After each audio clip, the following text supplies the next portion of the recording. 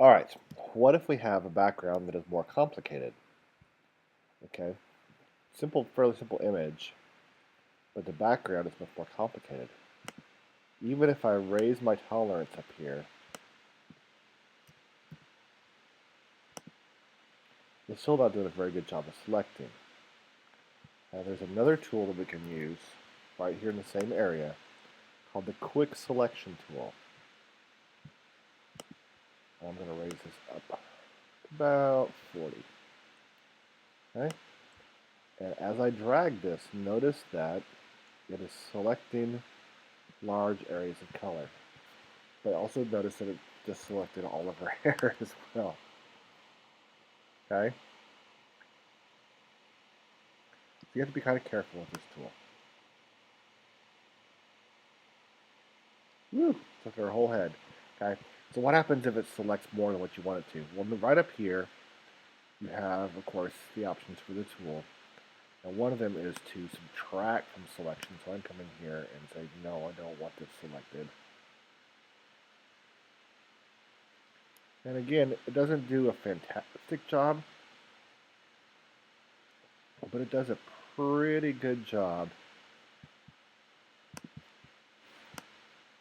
of selecting what you want. Again, I got all of her hands selected there. I got all of her arms. Let's come back in here. Minus some selection.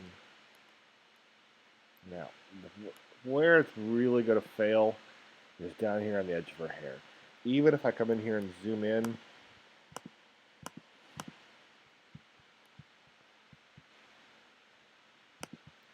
and lower the size of my tool down, way down,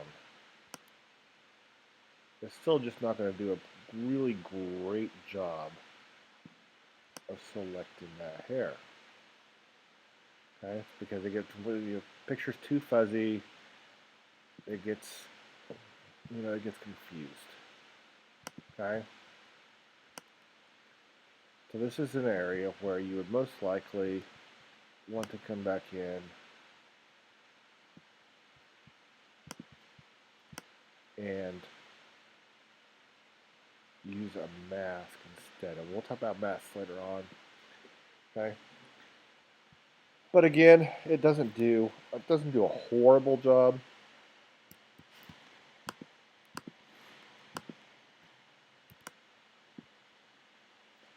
So, if I do all this again, I should have made a new layer.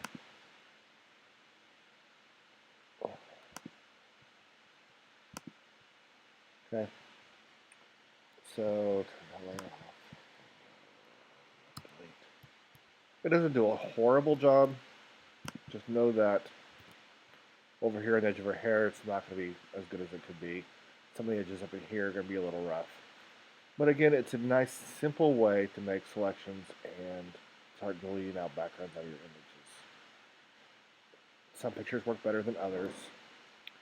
And, it's yet another way to play with and see what works and what doesn't work. And as you use Photoshop more and more, you want to start to become second nature to you. Okay, which tool do I use to alter this image?